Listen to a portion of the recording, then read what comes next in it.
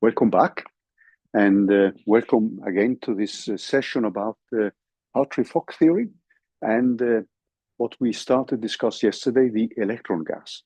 So, as I promised, there are going to be some technicalities.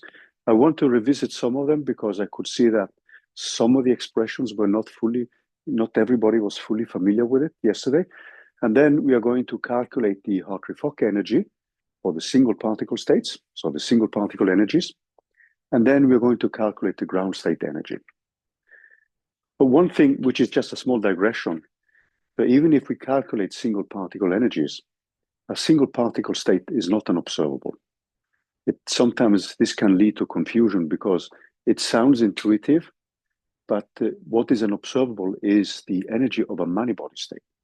The single particle states which we extract is what we will call an interpretation of a physical system.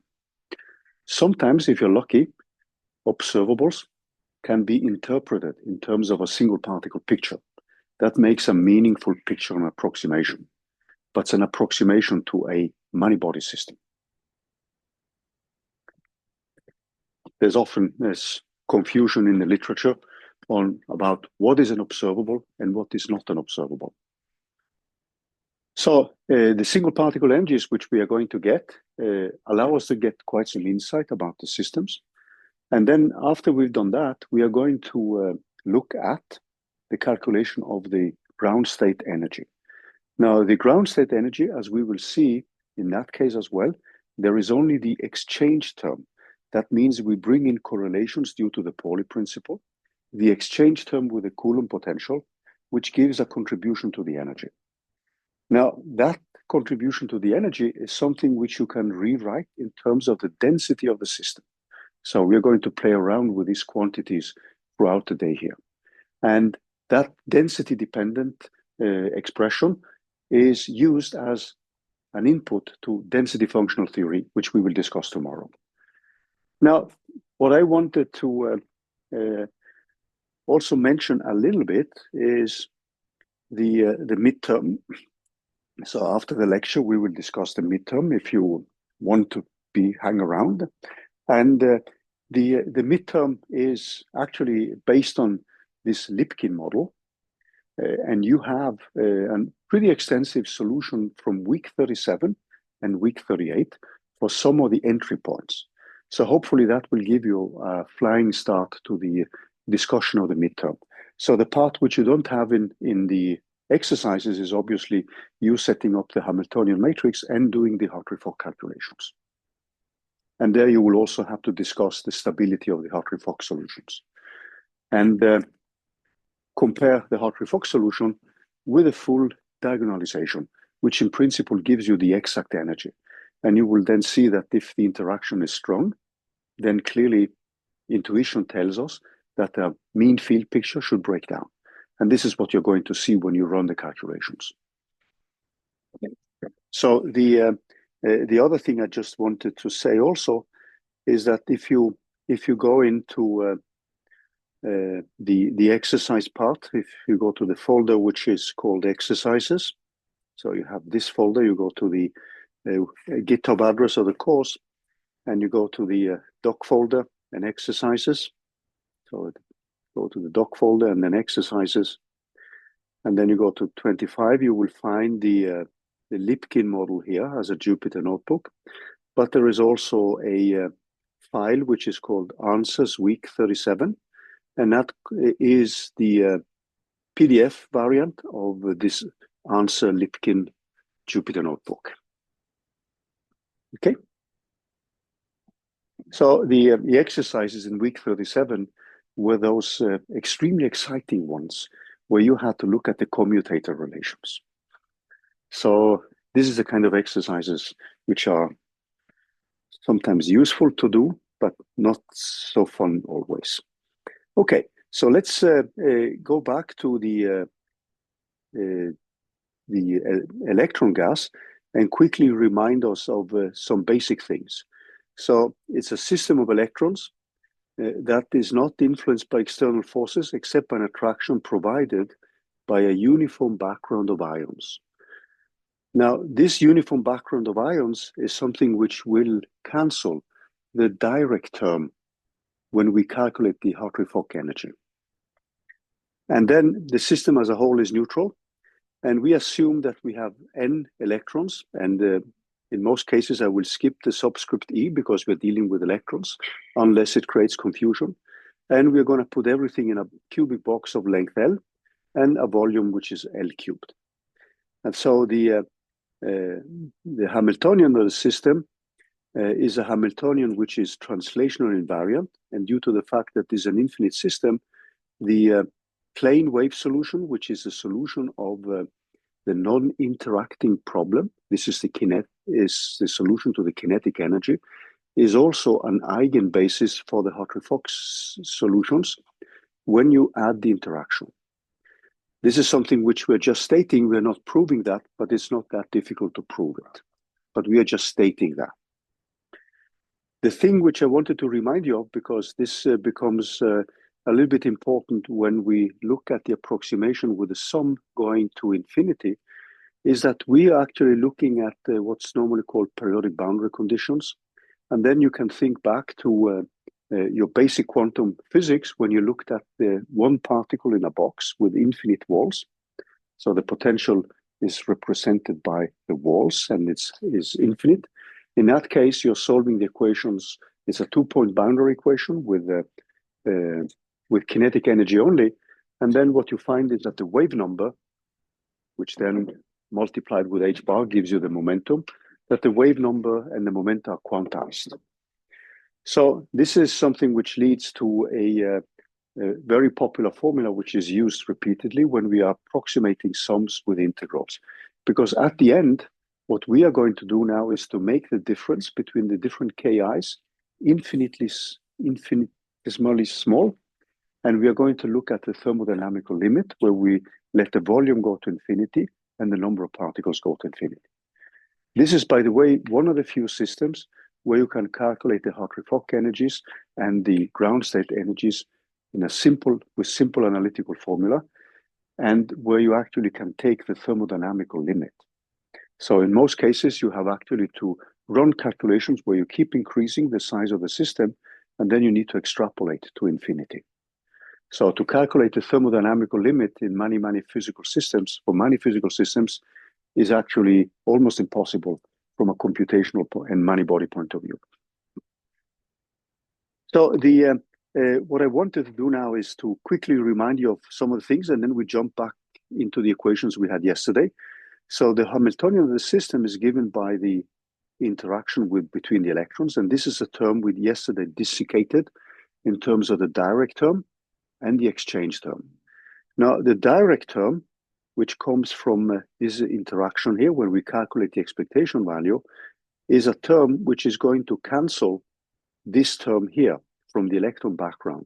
And the reason for that one is that this is the density of the system, which is now a charge which is being set up by, it's a charge density. It's a charge density being set up when you multiply the density. So the positive background has a density, which is actually the wave function squared. I'm coming back to this and show you how you define the density. And then since the system is assumed to be charge neutral, then the charge density of the ions has to equal the charge density of the electrons. And then this term here cancels the direct term when we calculate the expectation value of the energy here. We are coming back to these terms here now. So this is just meant as a quick reminder of what we did yesterday. So let's now go through the gritty, nitty details and calculate these integrals. So let's just switch to the whiteboard.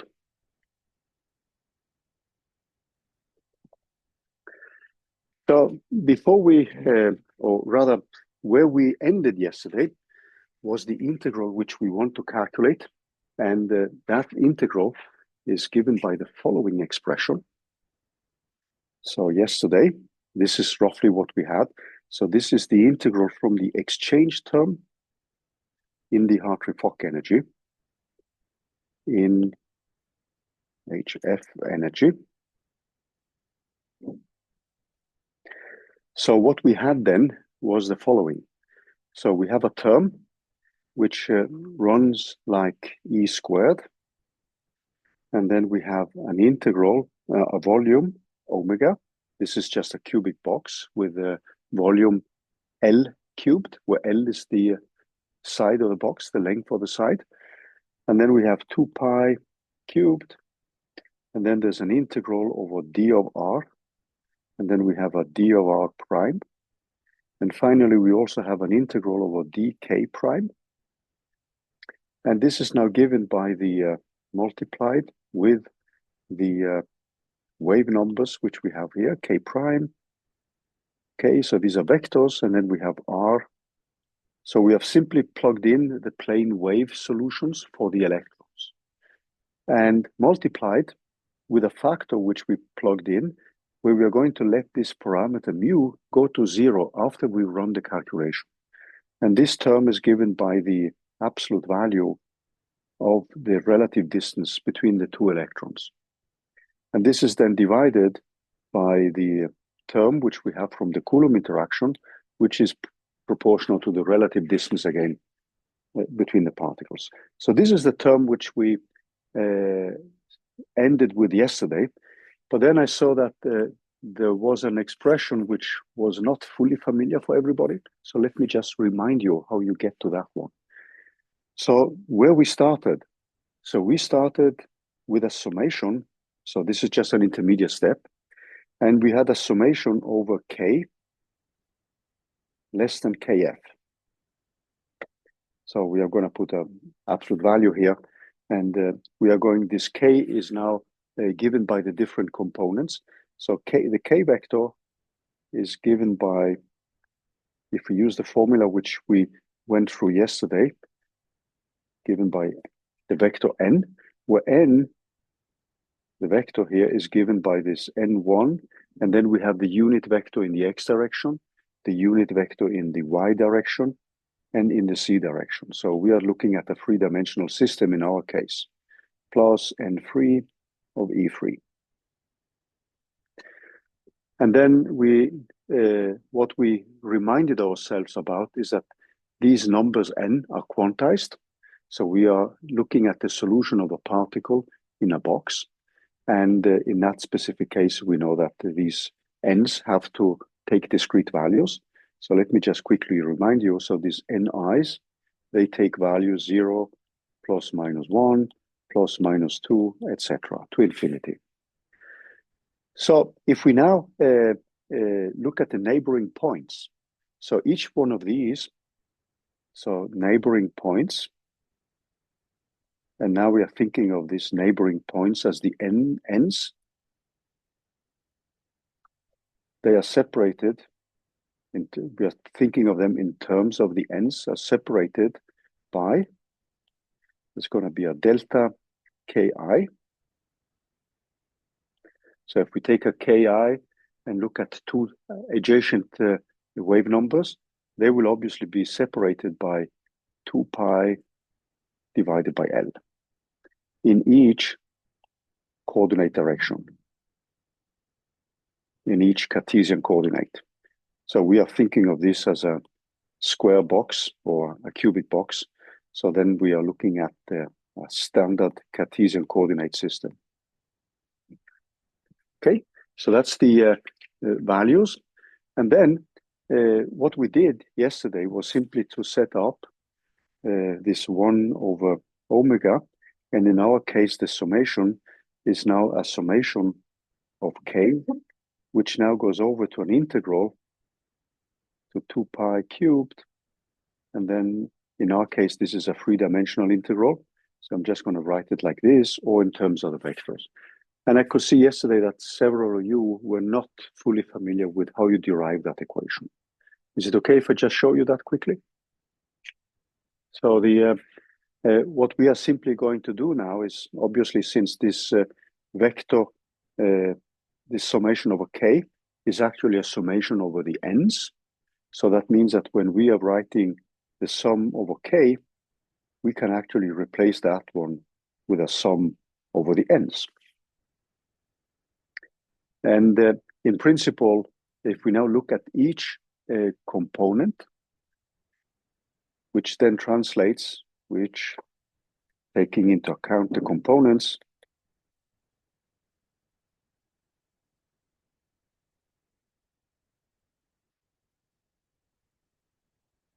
this simply translates into a sum of Ni over Ni's. Because each n vector here has a component n1, n2, n3. So that means that we have to sum over all these Ni's here. I hope that's okay. Huh? Now, what we are doing next then is obviously, if we now look at this quantity which we put up here, we are going to let that one become infinitesimally small. So that's a word which I always struggle with, as you can hear. So we are going now to replace the delta n or delta ki is now going to go over to dki, and same with a delta ni is going to go over to a dni here. So we're going to make the spacing smaller and smaller. So in our case, that means that when we now set it up, what we will be getting, let me just wait a little bit so everybody sees it. Okay, so in our case, what we have now is that these ni's, they are being replaced by an integral over dni's. And then we know that this dni has to be equal to L divided by 2 pi of dki. So in our case then, what we have is the formula K is then translated. When we now look at the different components, there's going to be an integral over dnx, dny, and dnz. We call this previously 1, 2, and 3, but we can also label them x, y, and z since we are dealing with a Cartesian coordinate system. And in our case, that means that this integral becomes simply equal to L divided by 2 pi cubed, since we now have 3 coordinates. And this is simply dx, dkx, dky, and dkc. And this is something which we would rewrite in terms of the volume, divided by 2 pi cubed. And then we have an integral d3k here. So then you see that the expression which we had originally, where we were summing over all the states here, but we were summing over states below the Fermi level. Just keep that in mind. This now translates into a formula which looks like this, 2 pi cubed, and these were for states below kf. And this translates into a formula where we have now an integral up to kf, and then we have a d3k here. So this is the expression which we are going to deal with when we are setting up the expression for the energy for the Hartree-Fock term. Now, there's another quantity which I wanted to quickly remind you of, and that's the definition of the density. So the density here, or density operator,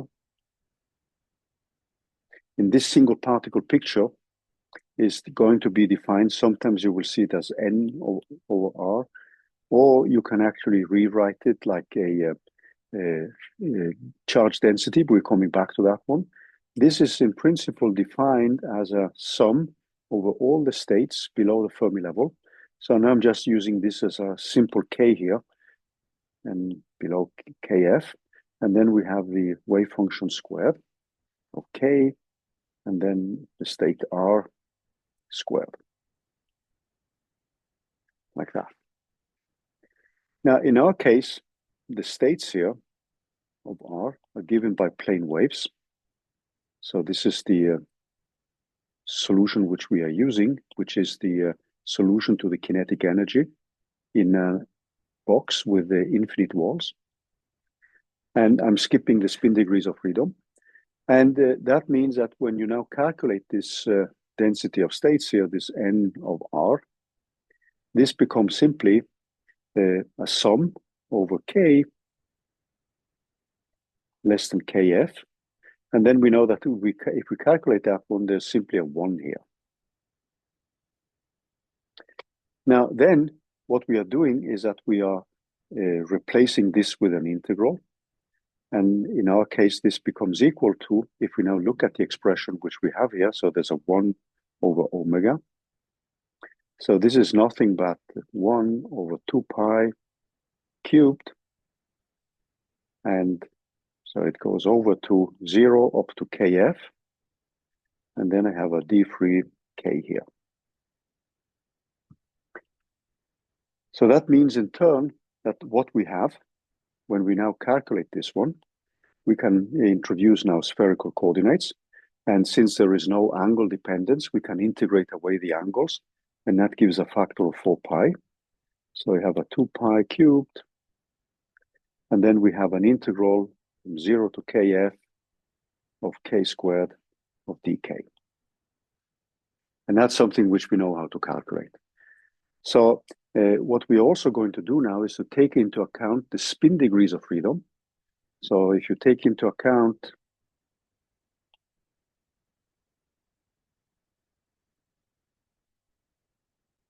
spin degrees of freedom,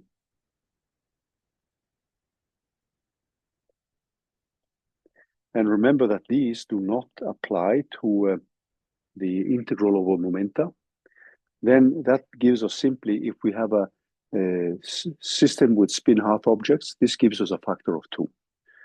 So then we get a factor of 2 for the 2 spin values.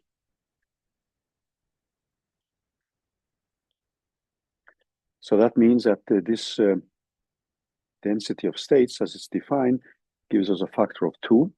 And then if we go back here, we see that we have a 4 pi, which disappears with the 4 pi below here. And then we integrate up. So we're going to get a factor of 1 divided by 3. And then we have a 4 pi. And then we have an 8 pi cubed multiplied with the Kf cubed. And this is nothing but, if we now set up the final expression, this is going to be Kf cubed divided by 3 times pi cubed here. Now, we should also keep in mind that when we look at this integral, when we look at the summation here, this specific summation which we did here, that is nothing, if you look at it, so let me just quickly sneak that in. When we are summing over all the states below the Fermi level, that means that we simply sum up to the total number of particles in the system. So this expression which you see here is also equal to n divided by the volume. So that's the density of the system. So it means that the expression which we have been calculating now is nothing but the n divided over the volume. So we have an explicit expression for the density of the system in terms of the Fermi momentum here. Actually, sorry, this expression here is, I was a little bit too fast here. So this is what we have there is the number of particles. That is what we have here. And then when we now look at another quantity which you will encounter, we have something which is called the charge density. That is normally labeled with a rho, and that is given by n times r multiplied with a charge. Sorry, it should have, it was me who did it wrong here. This should have the volume, sorry.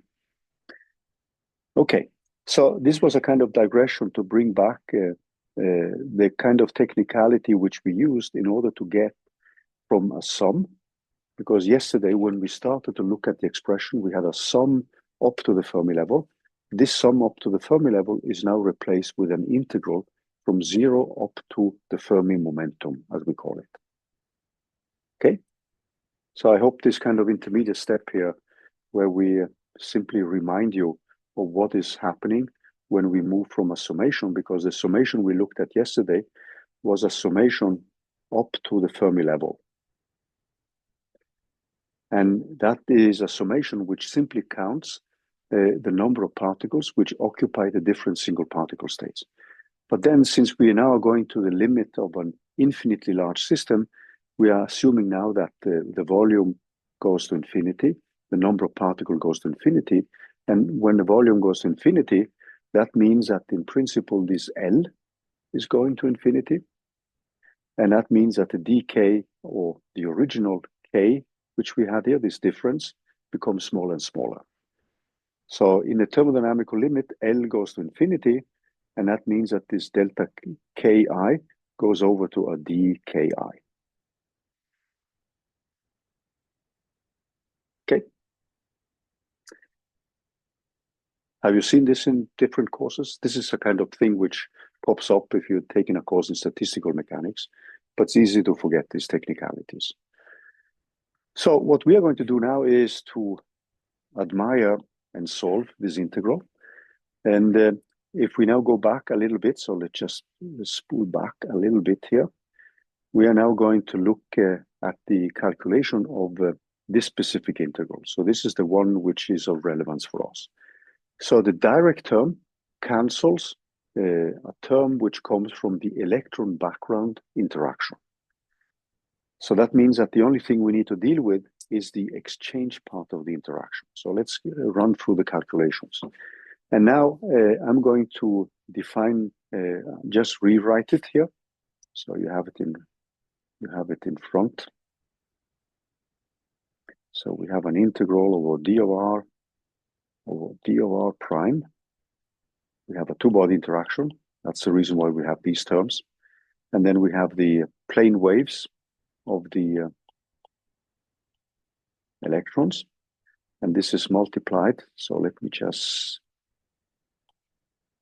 this has a factor in front of it where it goes like r minus r prime. And then we have to multiply here. So this is an e of r. I can take that one away. And this is then multiplied with the e to the minus mu of r minus r prime divided by r minus r prime. And now we introduce new variables. We introduce x is equal to r minus r prime. And then I introduce a new variable y, which is actually this r prime here. So what we are going to take now is the limit when mu goes to 0 of e divided by omega 2 pi cubed. And then we have an integral over dk prime. And then we have an integral over dy. And then we have an integral over dx, like that, multiplied with e to the I of k prime minus k times x, multiplied with e to the minus mu, absolute value of x, divided by the absolute value of x.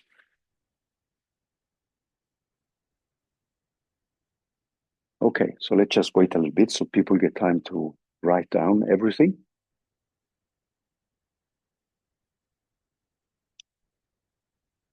Okay, so I'm obviously going to replace the absolute value with just a plain x. So what we are going to get then is the following. And I'm going to put in an intermediate step before we set up the final expression.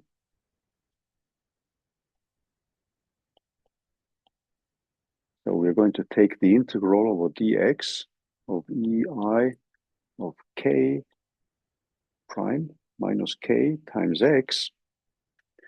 And this is given by e to the minus mu of x. Let me just do that.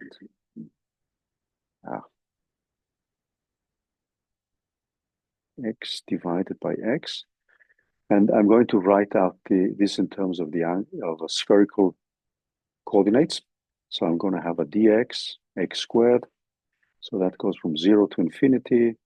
and then I have from 0 to pi, and then I have a d theta, sine theta, and then I have 0 to 2 pi of d phi, and then I have multiplied with e to the I of k prime minus k times x times cosine theta, multiplied with e to the minus mu of x divided by x.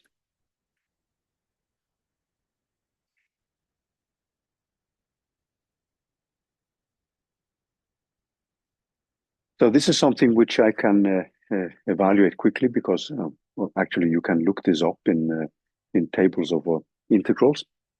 So this is going to be given by 0 to infinity x squared d of x, and then I have e minus mu of x divided by x, and multiplied with 0 to theta of d theta of sine theta, multiplied with, and let me just sneak that in here, e to the I of k prime minus k, multiplied with x times cosine theta. Now, this is an integral where you would again change variables. So you can change this cosine theta with a variable u, and then replace that one, and you can actually solve this integral. And if you go into the Jupyter notebook, so let me just quickly set that one up, go back to that one.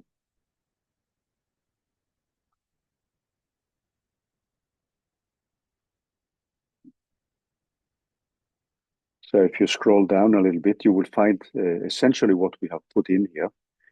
If you look at this specific integral, this last one, which you see here, this is the one we are setting up.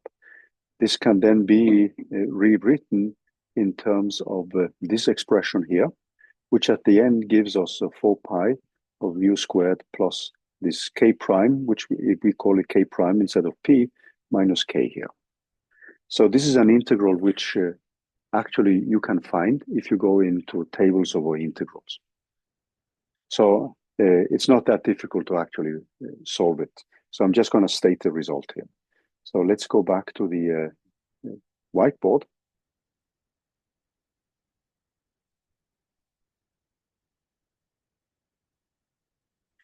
So what we get when we are plugging in, so this intermediate step which we have, that is going to give us the following result.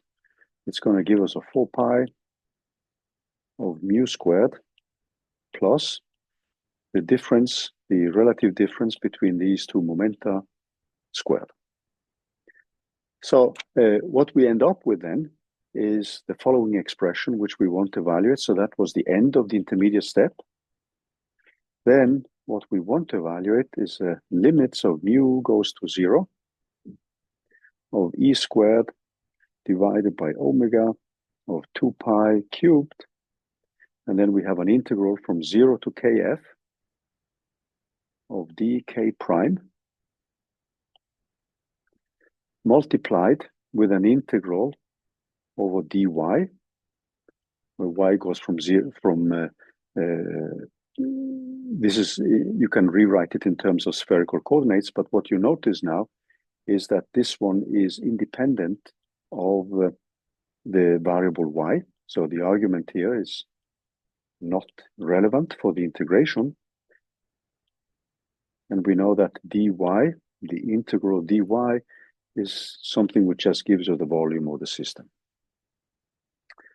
So what we are ending up with then, when we take the limit, is an integral which is e squared divided by 2 pi squared multiplied with, so let me just sneak that one in here. And then we have an integral from 0 up to kf, to the Fermi level, of dk prime divided by k prime minus k, not k prime, but k here, squared. So now I've taken the limit where mu goes to 0. And that is an integral which we can evaluate, again, by going over to spherical coordinates, the same trick as before. So let's just wait a little bit till everybody's gotten time to write it down. And if we then look at the integral which we have to evaluate, so let's just do that. What you will get then is an e squared divided by 2 pi squared. And then I have an integral from 0 up to kf. And then I have a k prime, a dk prime. And then I have an integral from 0 to pi of 2 pi. So I've already integrated away the angle phi because there's no dependence on the angle phi. And I have a d theta of sine theta.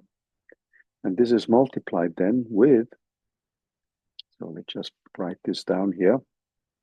So that is given by k prime squared plus k squared minus 2, and then it's the absolute value of k prime times k multiplied with cosine theta. And this expression is squared. And if we now just replace cosine, we can then, in integration, we can simply replace cosine with a new variable, which we call cosine theta, which we call u. So that means that we can rewrite this one as an integral, which goes from e divided e 2 pi squared, and then we have 0 up to kf of k prime squared of dk, and then we would have 2 pi here, minus 1 to plus 1, and then we have du. So we replace now cosine with a variable u. That's a pretty common trick. And then what we end up with is to perform this integral here, where we have k prime squared plus k squared minus, and now I'm taking away the absolute value signs. I'm just writing this as a k prime and k, but just keep in mind now that k, when I write it like this is the same as the absolute value. And then we have multiplied with u, like that. So that's also an integral which you can look up in integral tables, and that is an integral which is proportional with a log. So what you get then, when you bring everything together, is now the following expression. So let's just wait a little bit so people can see that.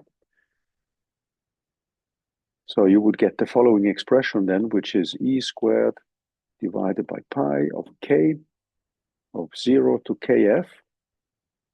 And then I have a k prime of dk prime. And then I have an ln, a logarithm of k plus k prime divided by k prime minus k. And this is also something which I can calculate. And when I calculate these integrals, I get a p over e squared over p times k. I get a kf minus k squared divided by 2 and multiplied with log. This is multiplied with ln. Let me just see if I'm writing this correctly here. Yeah, that should be kf plus k divided by kf minus k plus k times kf. And then I can collect everything and I get the following expression. So these are actually the single particle energies and the contribution from the exchange term. So that means that the Hartree-Fock energy in this specific case is given by the kinetic energy, which is h squared times k squared divided by 2m minus e squared times kf divided by pi. And this expression here is normally written out in a more compact term, and you will see that in the next stages. So plus, and then I have a kf squared minus k squared, so there's a minus here, divided by k times kf, and then I have ln, and now I'm getting stuck with space here, so I'm going to sneak that one in here. So there's going to be a kf plus k divided by Kf minus K absolute value. There we have it.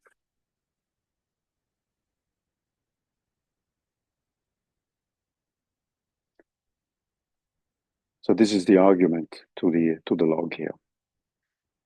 And then what you will typically see when you go into any textbook is that you will be able to rewrite this equation if we define an x equal to the ratio between the momentum and the Fermi level.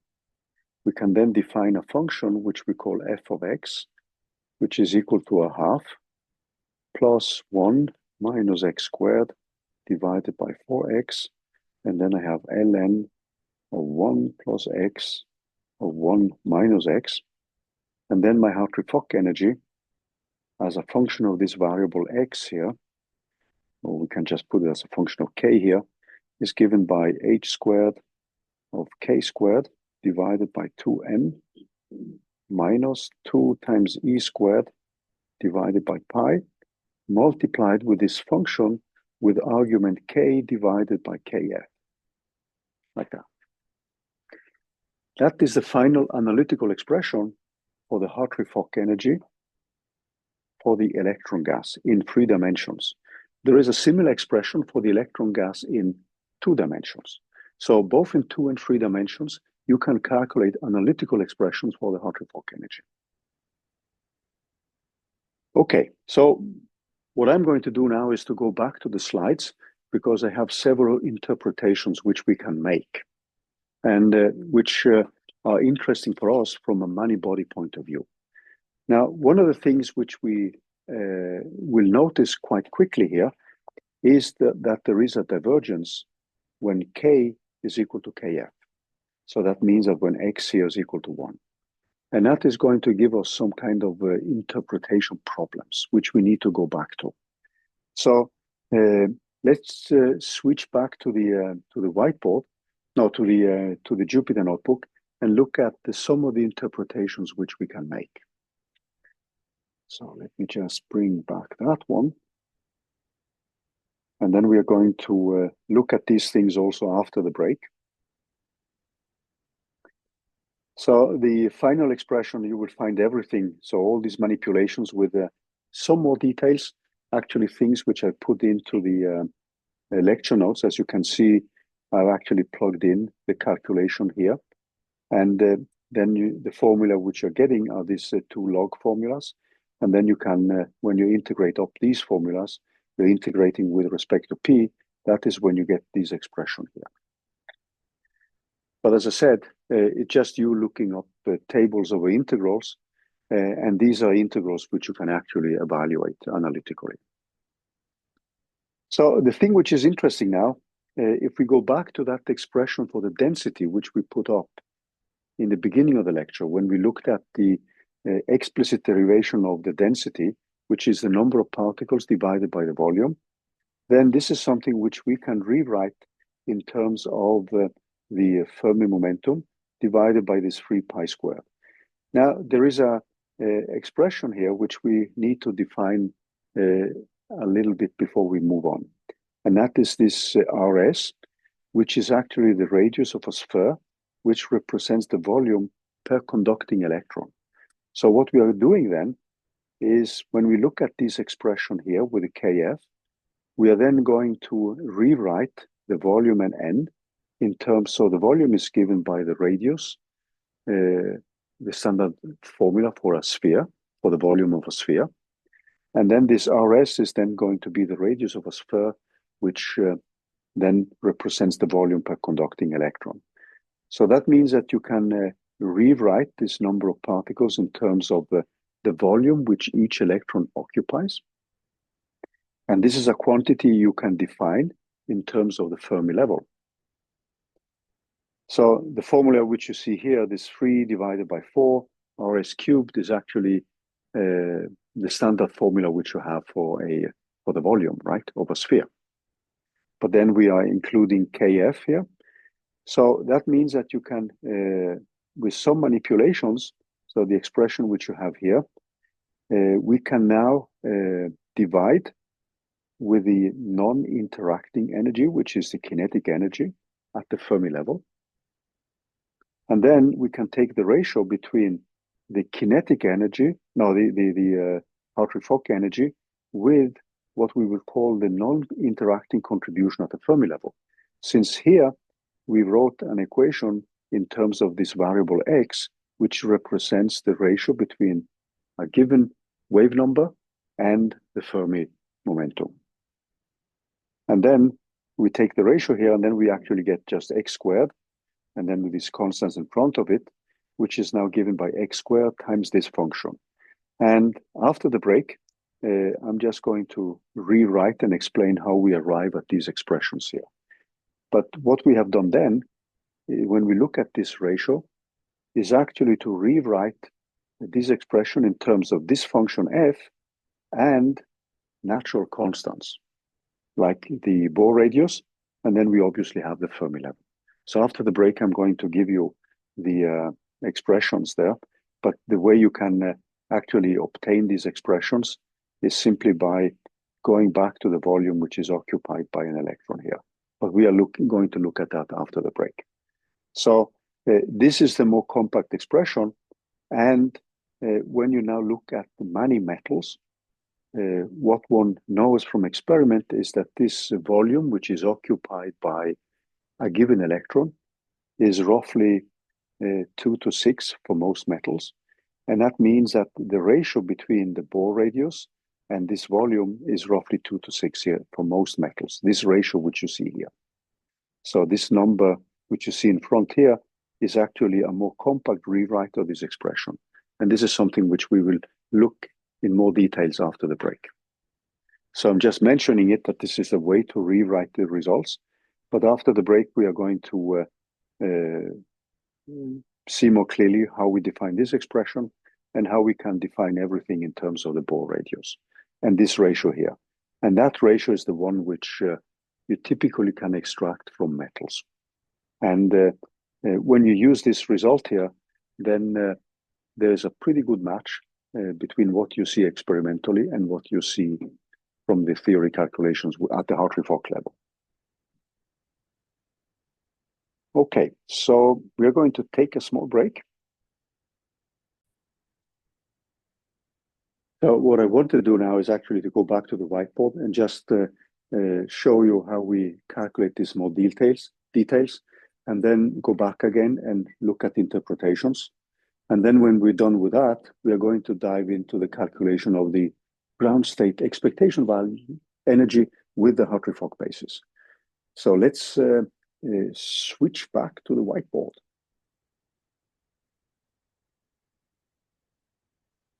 So if we look at the expression which we put up here for the energy, what is pretty common then is actually to scale this with the so-called Hartree-Fock energy for the non-interacting case.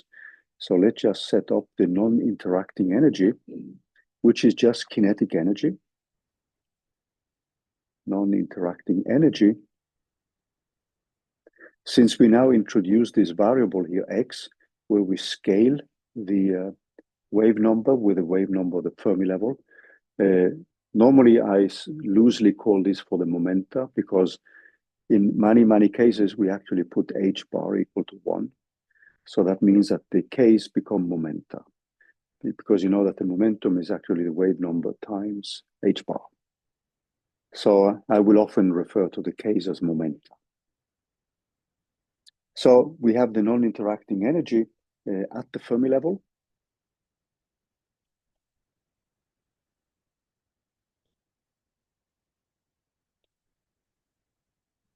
So if we set up that one, we have an epsilon 0f, which we write like this, and that's simply h squared of kf squared divided by 2m. Then what we're going to do now is to take this expression which we have and divide it with this energy. And that means that we're going to get the ratio between the Hartree-Fock energy and the non-interacting energy. And that's useful to study, because then we can make plots of the ratio between the non-interacting energy and what correlation give us due to the exchange term. So keep in mind now that the only term which comes in here is the exchange term. So we are getting a correlation in the Hartree-Fock energy due to the Pauli principle. So we would call this a Pauli principle type correlation to first order in the interaction. So let's now divide these expressions. So we take epsilon k Hartree-Fock and divide that one epsilon 0f. So if we now look back, so let's just go slowly back here, you see now that I have an expression where I'm going to get rid of the h squareds, the two m's, and I'm just going to get k squared divided by kf squared, which is the same as x squared. So that's one term. So this is going to be given by x squared minus, and then 4e times m divided by h squared of kf times pi, multiplied with this function f of x. So when I did division, then I get rid of some of this case, which I had previously. And this is something which we then can rewrite in terms of the Bohr radius. So that is going to give us a natural length scale of the system. So let me just remind you of the Bohr radius.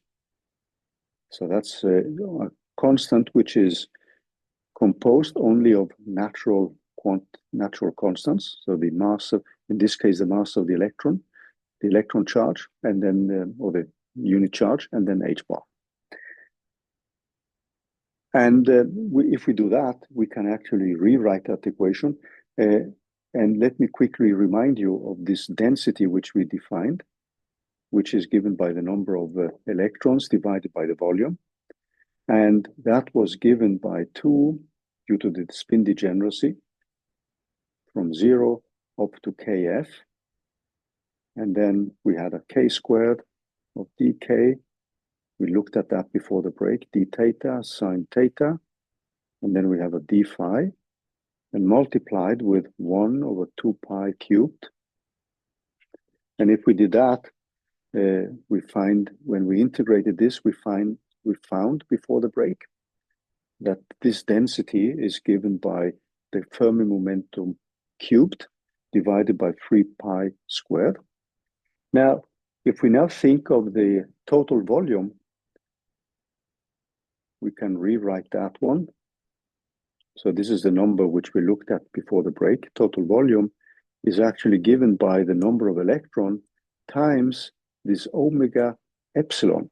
So this omega epsilon is the volume which each electron occupies. Okay? So the total volume is an additive quantity. So we have to have total number of electrons. So this is the volume each electron occupies. And we can think of that as a sphere. So that's obviously an approximation which we're making, okay? So volume each electron occupies.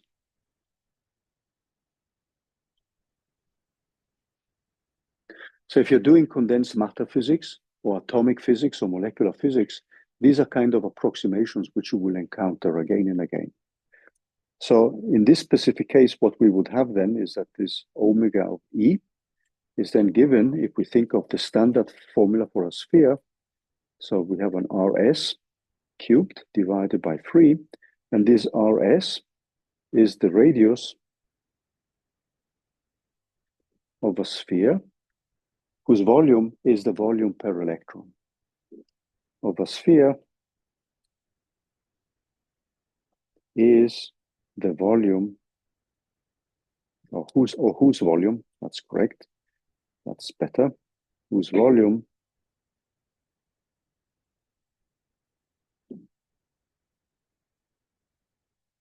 is the volume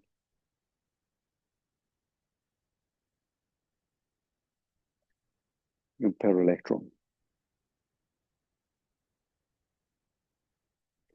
And now you see that if I look at the ratio between n and n times omega E, which is the same as n divided by the total volume, this simply becomes 3 divided by 4 pi times Rs cubed. And that means that if I bring back the old expression which I had, the old expression was simply equal to kf cubed divided by 3 pi squared.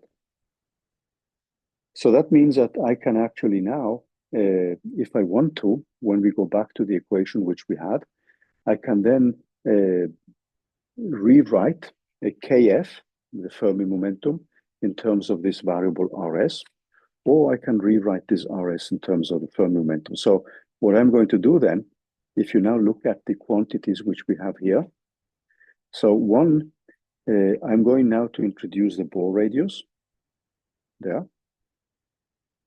Then that is going to take away this one, it's going to take away that one, and it's going to take away this one. But then I have 4 pi, and I also have kf here. So what I want to do now is to rewrite this term here in terms of the Bohr radius and this quantity rs here. And you see now that I have an expression for kf. So kf is the cubic root of just this quantity which you see here. So that means that if I rewrite the expression for the energy, what I will get then is that this ratio between the Hartree-Fock energy and the non-interacting energy at the Fermi level is obviously given by x squared. And now I get some numerical factors with the 4 pi's, etc. And this is going to have a ratio between rs and the Bohr radius. So keep in mind now that I have rs cubed here and kf cubed. And in the expression, I have here, I have kf. So that means I get rs inverse here. And then I have the inverse Bohr radius as well. So this becomes simply, when we now take the numerical factors, 663 times this f of x. And that's a much more compact expression, because when we look at metals, this ratio between the radius over volume which the electron occupies and the Bohr radius is roughly 2 to 6 for most metals.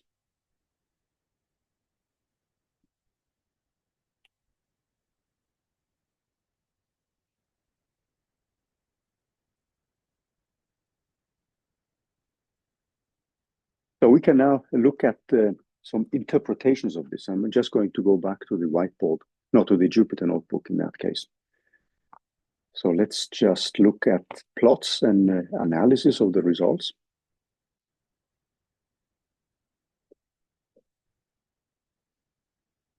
So one thing you can then calculate when you have this is to, when we plot the energy, we can look at the difference between the Hartree-Fock energy and the Hartree-Fock energy at zero momentum. So we can look at the gap. This is something which defines the gap. So between the momentum at k equals 0 for the Hartree-Fock energy and at the Fermi momentum. This defines the so-called Hartree-Fock band gap. So for those of you who are familiar with condensed matter physics, you may have encountered a quantity called a band gap. Is anyone following a course in condensed matter physics? Okay, one of you. And then you probably encounter the concept of a band gap, right? I'm not going so much into the details. So the band gap here is something you can define. That is the scatter between the maximal and the minimal value of the electrons in the conductance band of a metal up to the Fermi level. So if we put x equal to 1, which means that k is equal to kf, and then we plug in the values of rs of over a, or the Bohr radius equal to 4, which is a pretty common value for many metals, then we get a ratio between these two energies. This is the non-interacting energy, which is 0.236. And for x equals 0, then you get a number which goes like 2.65. So, and that results in a gap at the Fermi level, which is given by 2326.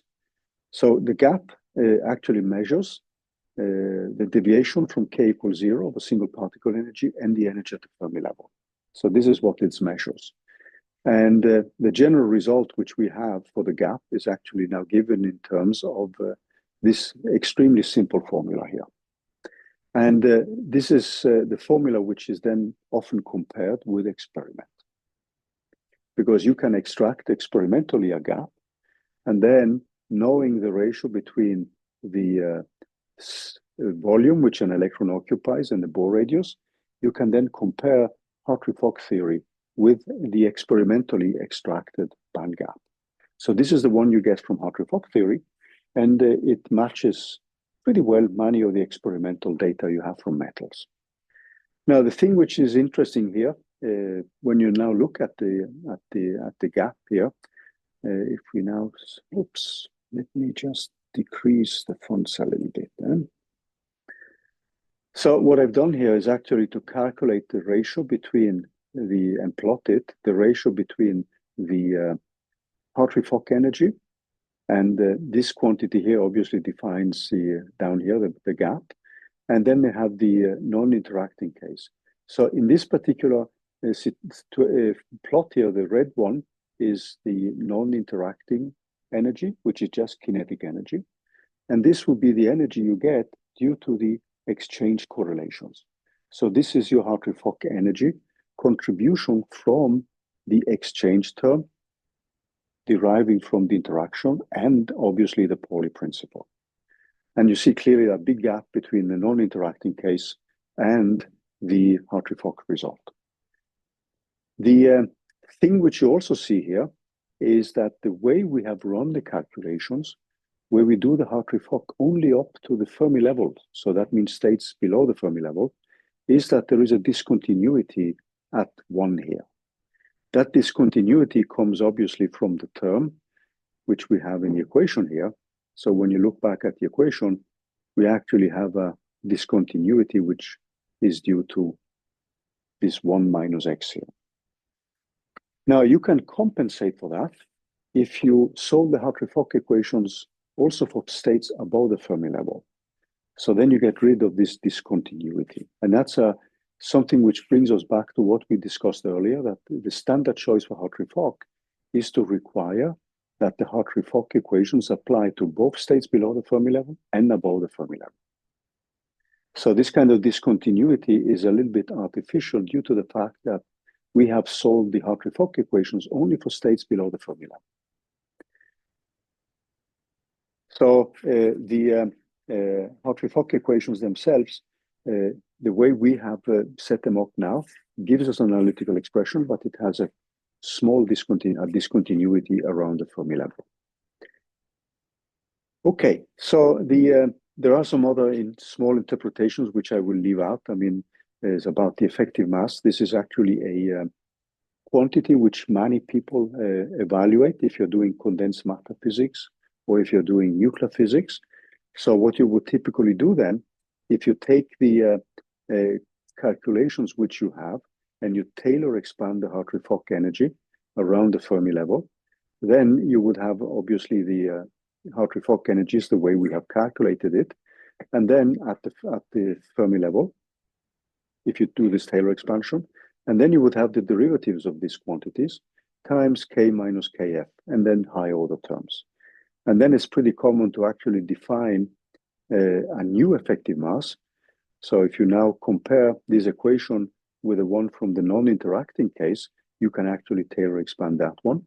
Then you can define a so-called effective Hartree-Fock mass, which is then defined by the derivative of the Hartree-Fock energy inverse as a function of the momentum here. So this defines a quantity which is often used in many body physics, and it's called an effective mass.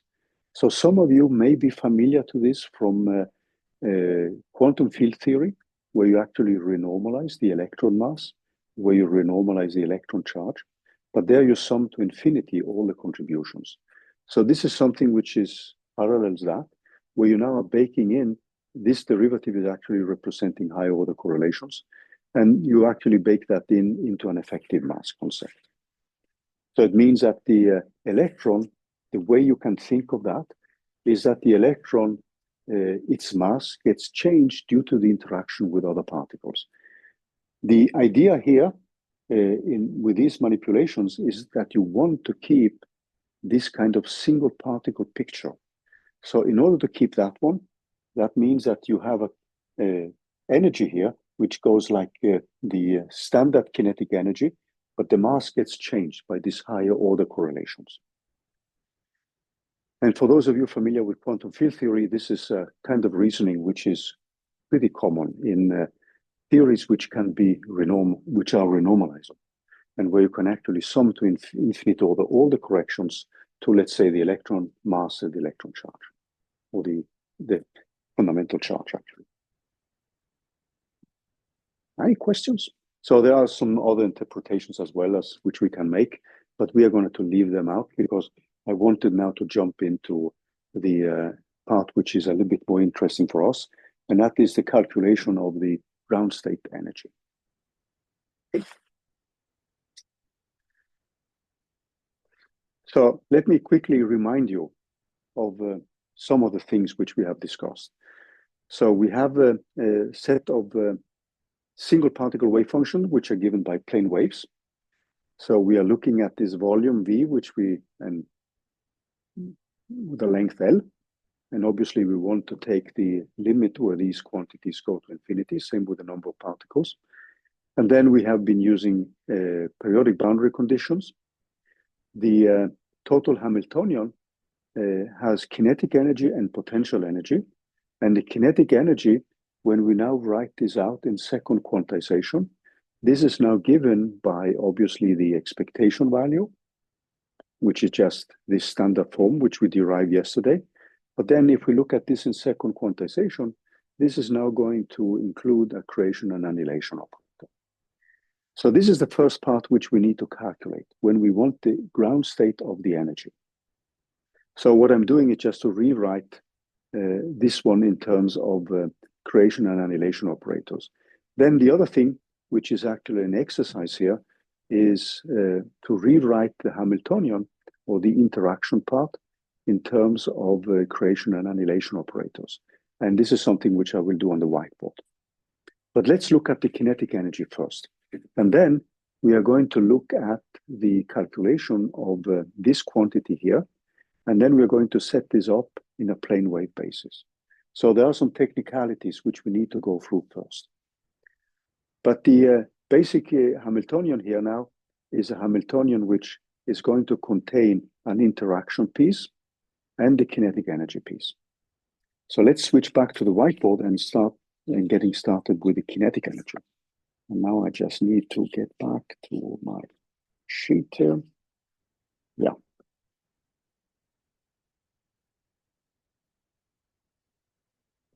Okay. So let's switch back to the whiteboard.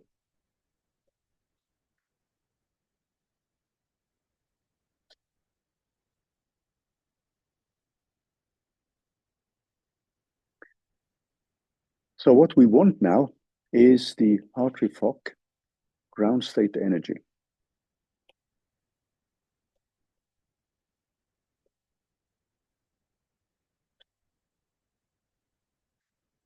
And the whole Hamiltonian is given in terms of the kinetic energy plus the potential energy. So let's start with the kinetic energy. And if we now look at second quantization, this operator here is now going to be given by the sum over all the momenta. And now I'm going to be a little bit sloppy with vector signs. And then the sum over the spins, which we have. And this is given by h squared of k squared divided by 2m.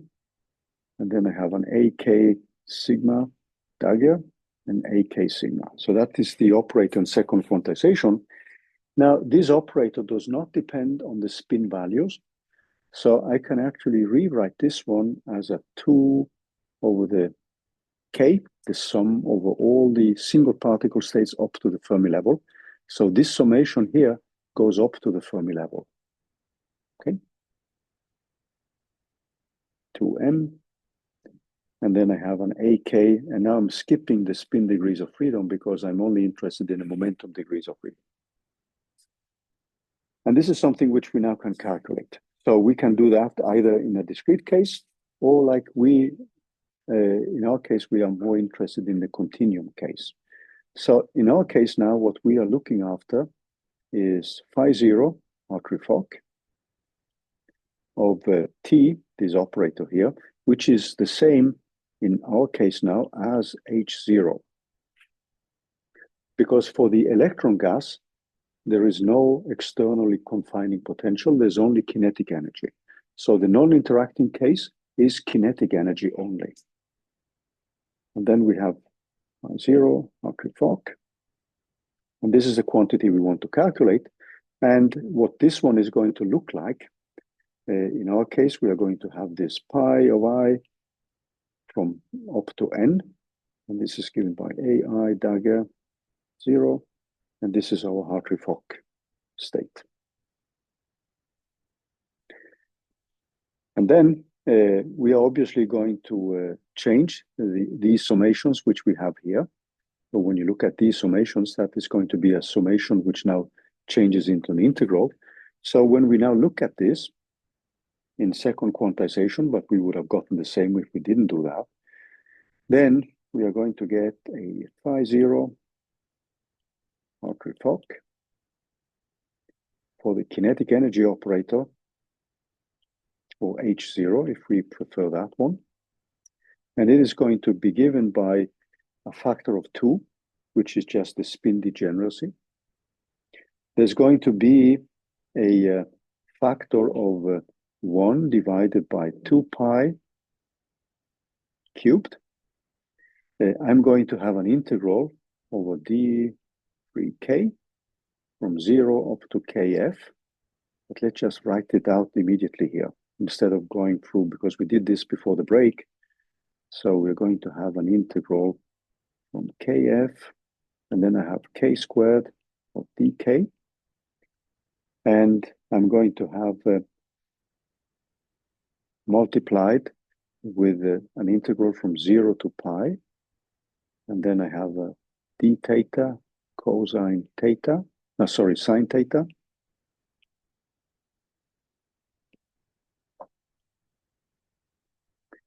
I have an integral from 0 to 2 pi of d phi.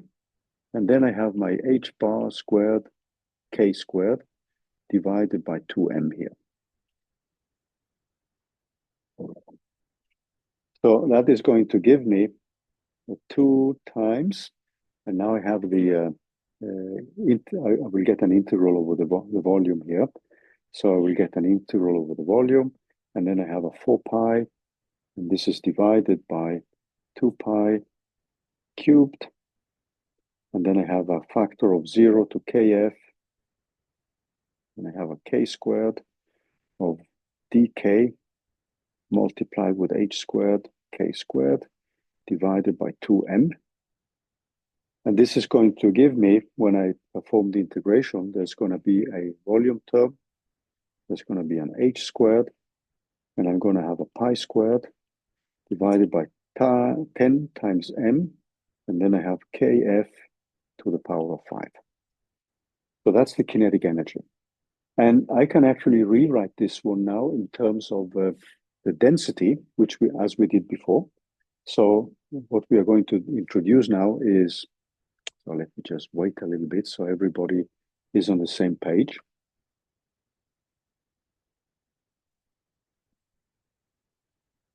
So let's just wait a little bit. So we introduce this volume term, which is given by kf.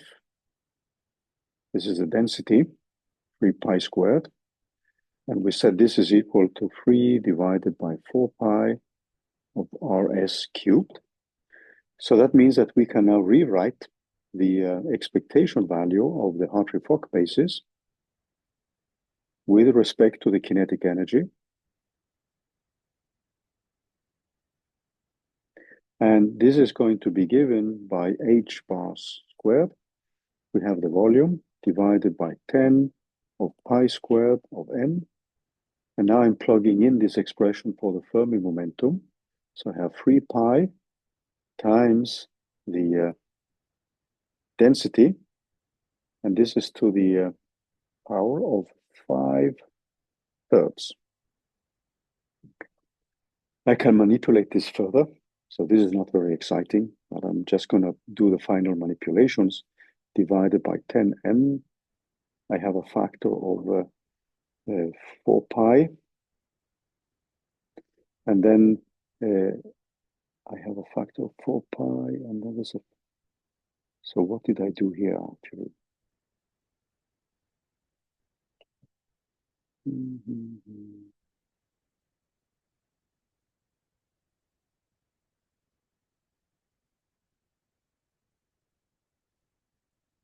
There is a factor here which I... Is it 4 pi 2/3?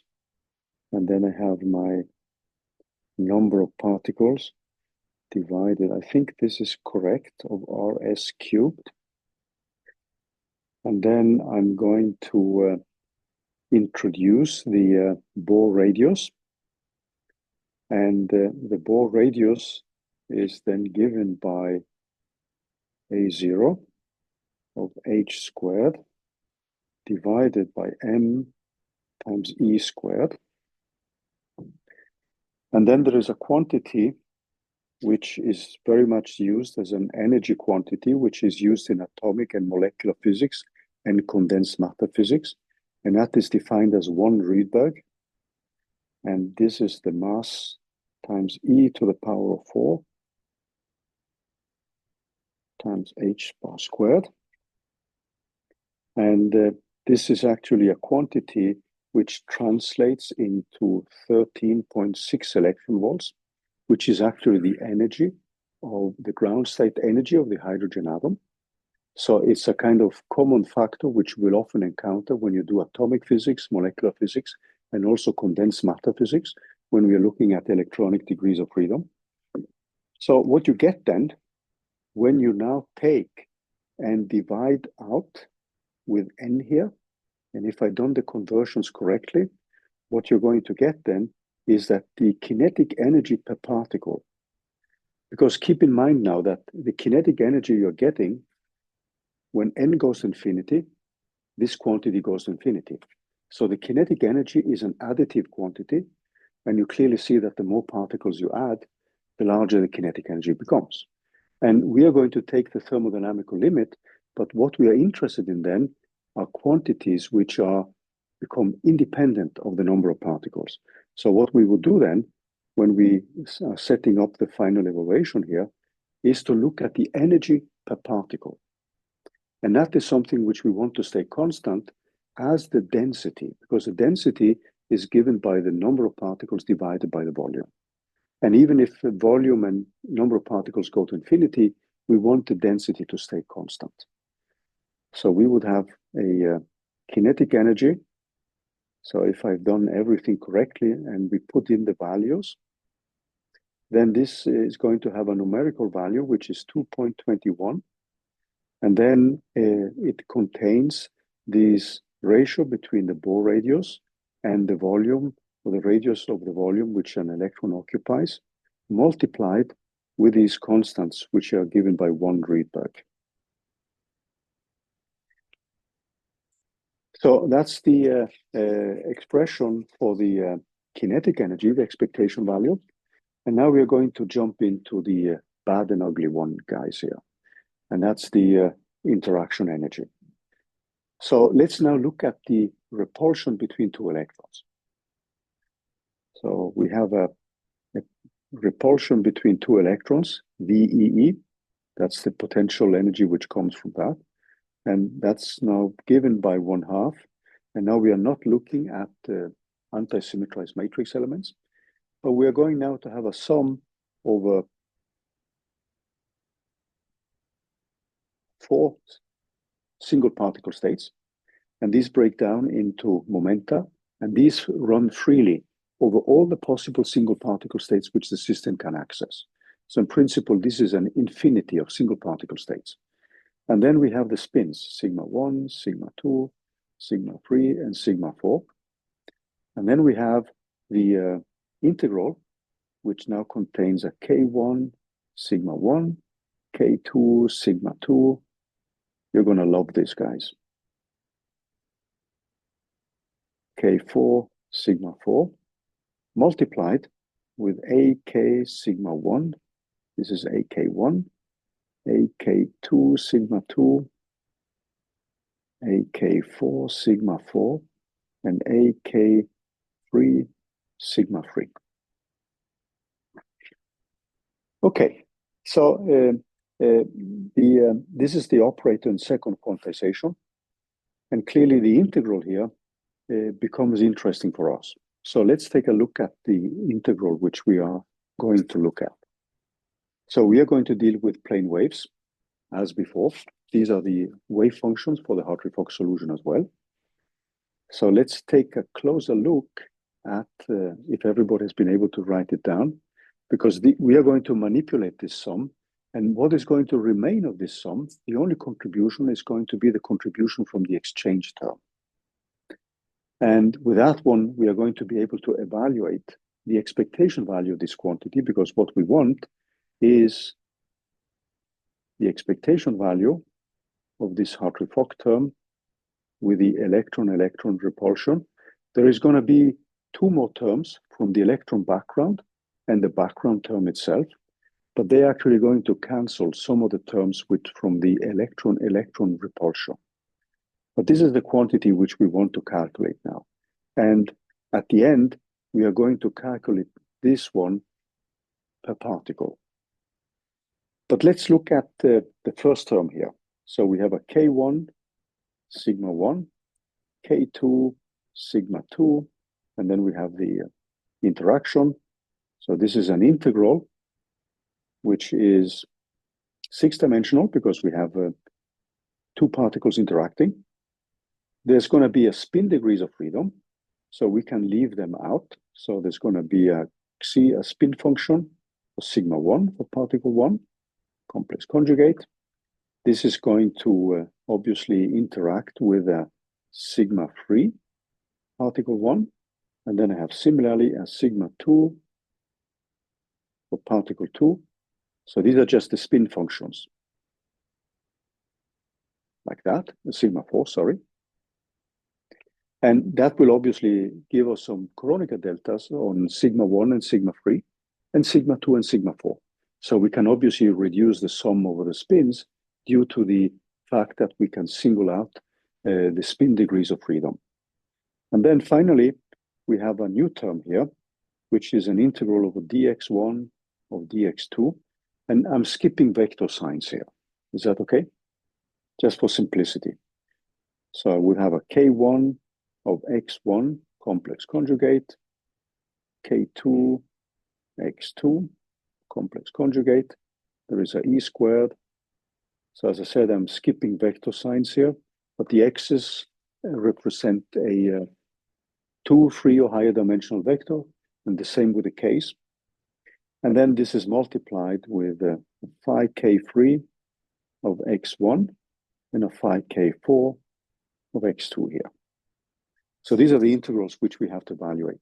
And then we just need to remind ourselves that these wave functions as a function of x are given by 1 over this volume element of E of I of k times x. And in principle, I should put vector signs here. But in the notation, in the integrals, I'm just going to leave the vector signs out. So this is a small intermediate step. So if I do that, if I look at the spin functions, they give rise to 2 Kronecker deltas. And if I'm plugging in now, this becomes equal to the following. So I'm going to have a delta sigma 1, sigma 3, obviously. I'm going to have a delta sigma 2, sigma 4. And then I have E squared. I'm going to get the volume element squared. And then there's an integral over dx1, an integral over dx2. And now I'm setting in the wave functions. So there's going to be a minus, and I have a k1 minus k3 times x1. I'm just collecting these terms, multiplied with E of minus I of k2 minus k4 times x2, and this is divided by x1 minus x2. And just keep in mind that I've been a little bit sloppy and I've skipped the vector signs here. So let's see if we can evaluate that integral and see what comes out here. So let's take a closer look, because this becomes important. The reason why we are going to spend some time on this is that that is going to tell us which term will survive when we are going to calculate this specific expectation value. Because you see now that when we are looking at the integral here itself, so this expression which you see here is the general expression for a two-body operator in second quantization. But now we are going to look into more details into these expressions, and we see now that the Kronecker deltas, which apply to the spin parts, are going to reduce the quadruple summation over spins to just a double summation. So let's take a look at the integral as well and see if that can give us some further simplifications. Okay? And so let's just take a look at the integral dx1. We just skip the other factors, and we have a dx2, and then we have an e of minus I of k2 minus k4. So I'm just going to rewrite it like this, x2 minus x1, x1, multiplied with 1 over x1 minus x2 here, and then multiplied with e to the minus I of k1 minus k3 plus k2. So you may ask, what is the reason for doing that? And you will see that pretty soon now, because now I've been able to isolate this x1 in one of the terms, and then I can look at the integral over x2 only. So let's rewrite this integral by introducing two new variables. So we define y as x1 minus x2 and x as x1.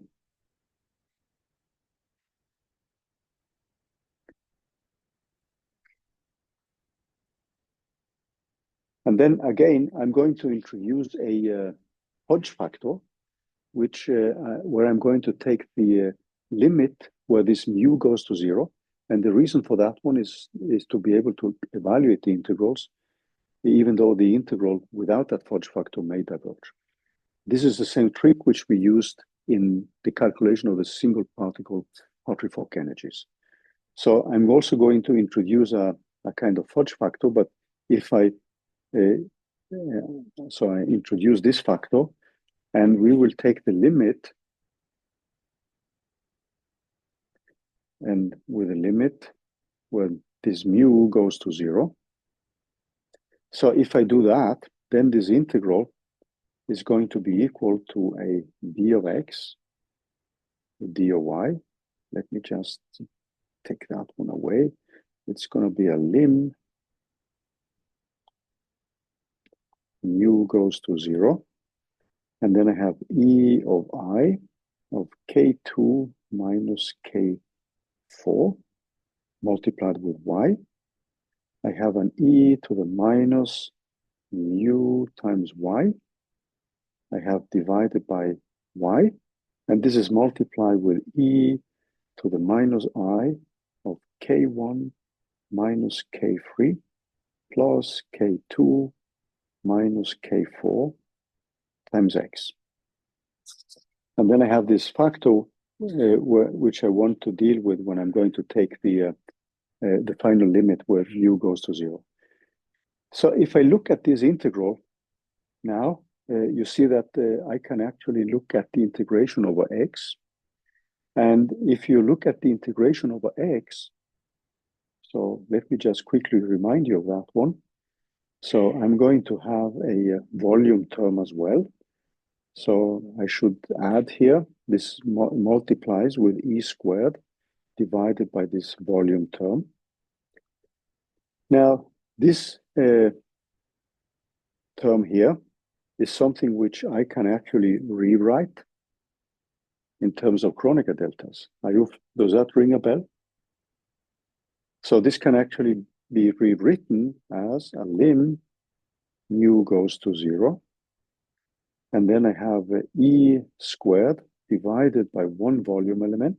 So the 1 over v, so 1 over the volume with dx, and with these guys here, that gives me a Kronecker delta of K1 plus K2, which has to be equal to K3 plus K4. And this is then multiplied with dy of E of I, K2 minus K4, multiplied with Y, multiplied with E to the minus mu Y, divided by Y here.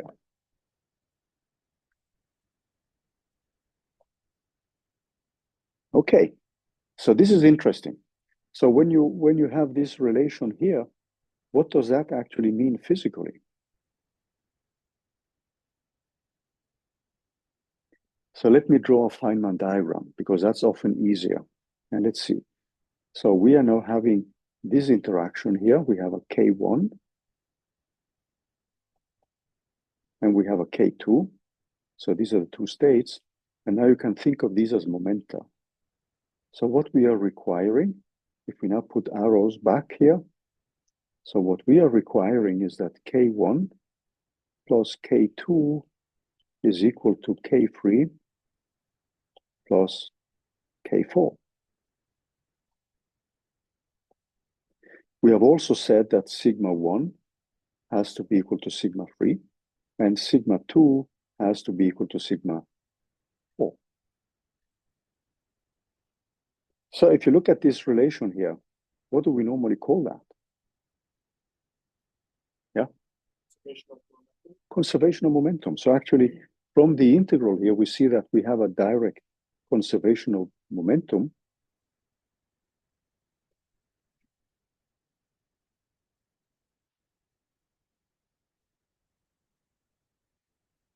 So if I then, in the integration here, if I now, let me just do that, and then we will finish this in the first lecture next week. If we now look at the integration here, what I'm going to do is to introduce a new variable, which I will call for Q, equal to K2 minus K4. And then I'm going to integrate away this term. So what we will get at the end is that this is going to be equal to lim mu goes to 0. And then I have E squared divided by the volume. I have a Kronecker delta, K1 plus K2 has to be equal to K3 plus K4 multiplied, and that integral is actually something I can solve, and that gives me mu plus Q squared. So now I have a simplification of the expression which I have, and I have momentum conservation, which means also that I can now start manipulating the expressions. But this is where we will stop today. And next week, we are going to show that the final expression for the total energy is going to be given by this kinetic energy we found, plus a term where now the only term which survives in this expression for the interaction is a term which is related to the exchange part. But that's something we will see next week. So we have some final technical details which we have to go through. And that will take roughly the first hour in the next lecture. And then when we have that, we are going to move into density functional theory. And we're going to roughly use 2 double lectures on density functional theory before we then start with what's normally called post-mean field methods, like perturbation theory. If we want to do time-dependent many-body theories, what often comes in then as a starting point is a Green's function approach. Alternatively, we can stay with time-independent theories and look at copper cluster theory, which is widely used in atomic, molecular, nuclear physics, and quantum chemistry in general. So after the break, we can start looking at the midterm. You would probably have lots of questions about it. And these are things which we can discuss here together after the break. So I'm going to stop the recording, and we will end this part next week in the first lecture.